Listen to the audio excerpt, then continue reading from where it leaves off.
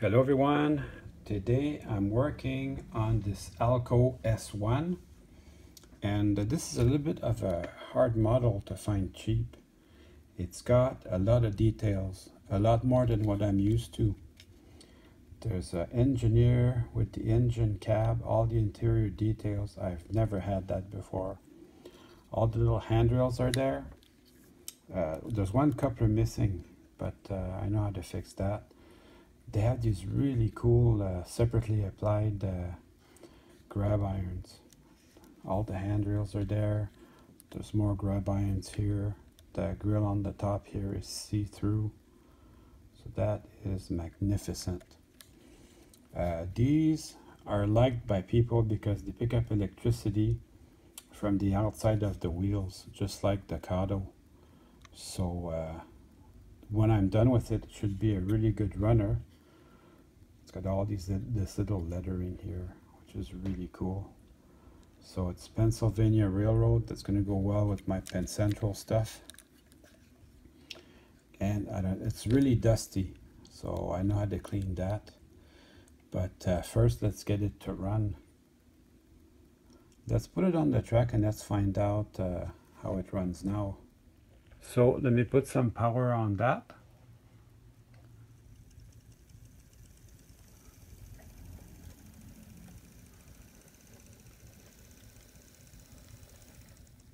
So these are really good runners. No wonder they're a little bit more expensive. They emulate the Kato mechanism, so consequently they're a little bit more expensive, but it's a real good runner. Well, the fact that it's a good runner is actually really great news. However, I'm still going to want to disassemble it to lubricate it. And honestly, I just want to have a look inside what's in there. And also I need to clean it because it's quite dusty. And I know for sure I will definitely keep it in a box. So I am going to change out the couplers. So I'm going to remove these screws. And then it may or may not have an impact on whether I can remove the shell or not. It looks to me like there's a screw here, and that would be the screw that gets the shell loose. So I'm going to remove the couplers and I'm going to try that screw. So it was in fact just this little screw that held the shell together. Removing the couplers helps you to get better clearance.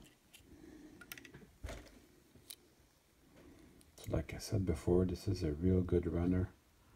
I don't think there's too much to do here. Since I have it apart, I'm going to lubricate the worm gears.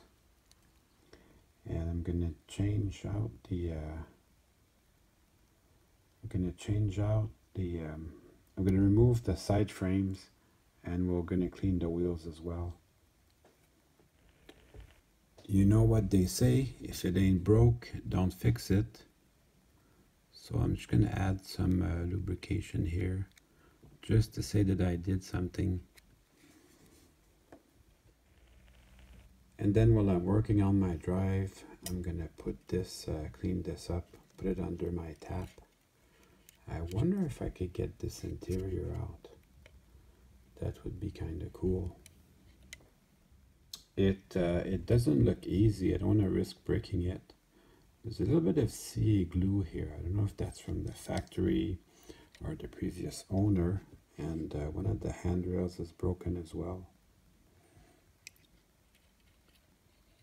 You can barely see it, but it's a little bit broken. So that I am going to fix that with some CA also. I'm looking at the way this was made, and they copied the Kato mechanism a lot, right down to how you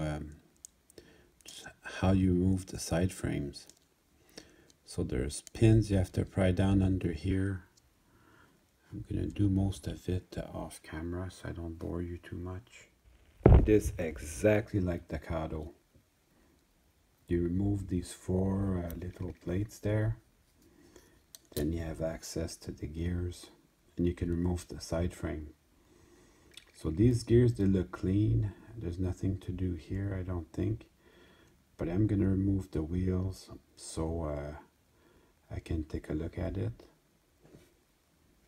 So the side frames, you just pop these and then they'll just come right out. And it's exactly like the Kato. It's got a little pin here that holds them in, so you have to remove this plate. This plate hooks up with that pin, and then that holds them in. And then there's a chain on these. I didn't really know what to do about that. I think it glues somewhere under the frame. I'll try and figure that out for you guys. But that is a nice little detail. They have, it's a really nice engine. I'm not used to this. I got a good deal on this. Usually you have to pay good money to get one. Well, and this one's still hooked up to the chassis. Oh, that's good news. I didn't even notice that on the other one. Okay, well, that tells me exactly where it should be hooked up. That's kind of neat. And then the wheels just come out like this. I am gonna hook up that chain before I put the before I clean the wheels. My crazy glue wasn't strong enough to hold the chain on there while I'm working on it, but as soon as I put everything back together, I'll glue it back on.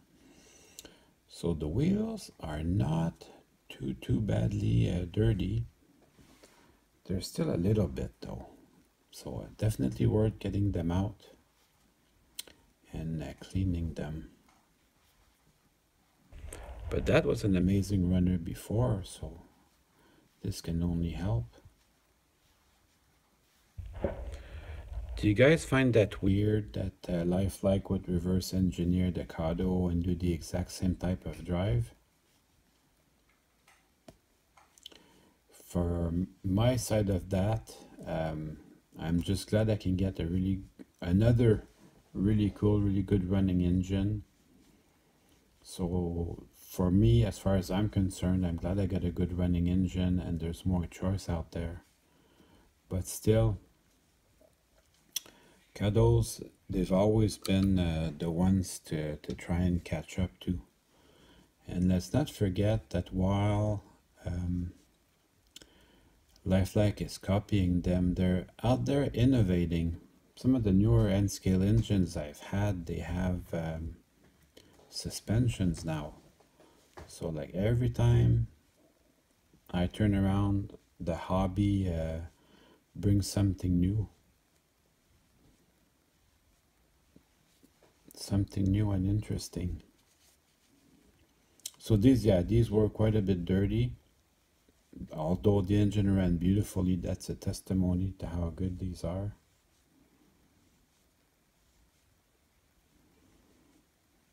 I don't have a gauge for HO scale. I should get one. In the meantime, I can use a piece of HO track to establish whether I'm happy with the way these things are. I can't push it in all the way, so I'm not gonna mess with it too much. Like I said before, it was running great before, so if it ain't broke, don't fix it.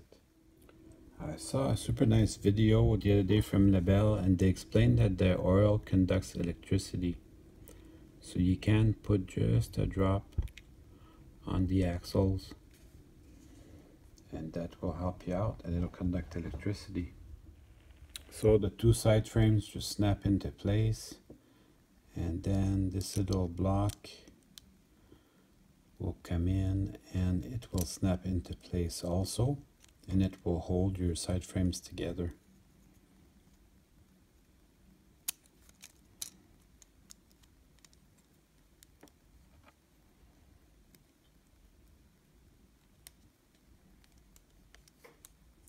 This is a lot like the Kato or the Stewart F units.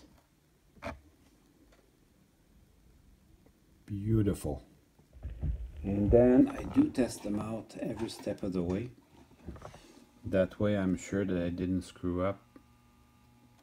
And if I did, then I can easily go back and change something. I'm gonna do the other side off camera. Some other nice details that you can see on this. Mainly all these steps here, you can see through them.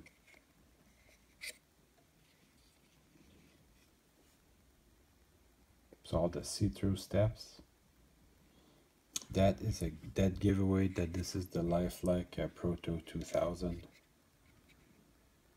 So really good details throughout. And this little chain, I glued it back on. So essentially we're good to go. Oh, another detail I wanted to note for you guys is the coupler boxes will go through the pilot beam and go here. They in fact do hold the engine to the frame. Maybe there were screws here, but my engine did not have them. And this middle screw here does absolutely nothing to hold the shell together.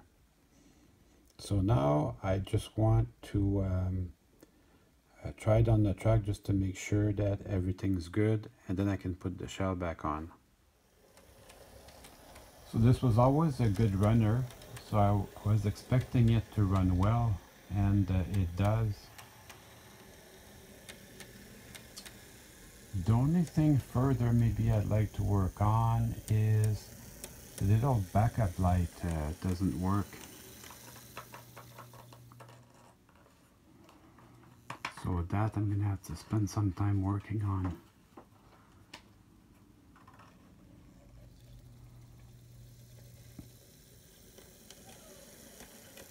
But the rest of it, it's a real good runner.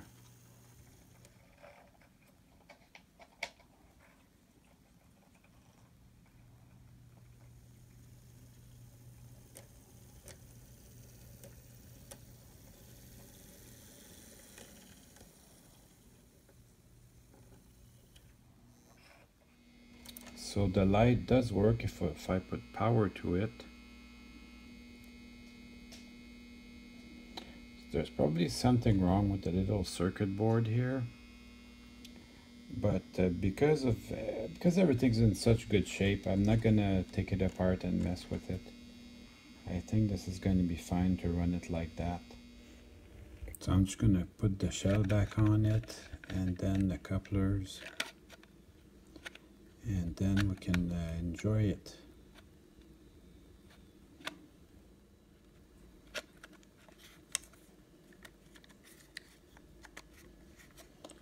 And then I've got to bring the couplers in.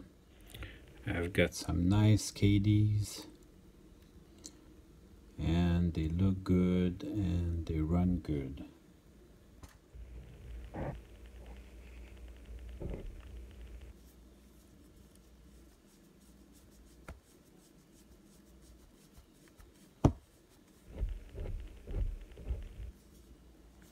Yeah, that looks good.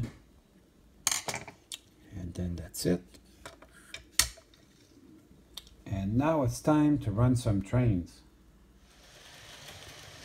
It runs very quiet. You can hear the wheels on the rail.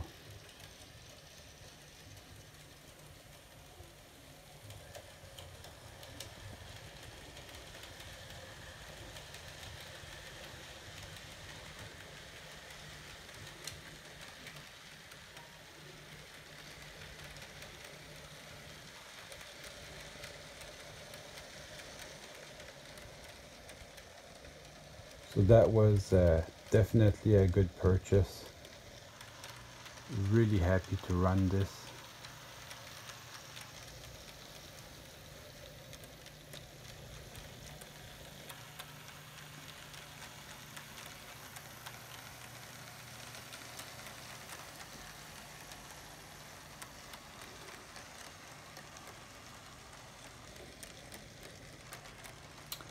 Hope you enjoyed the video. See you soon.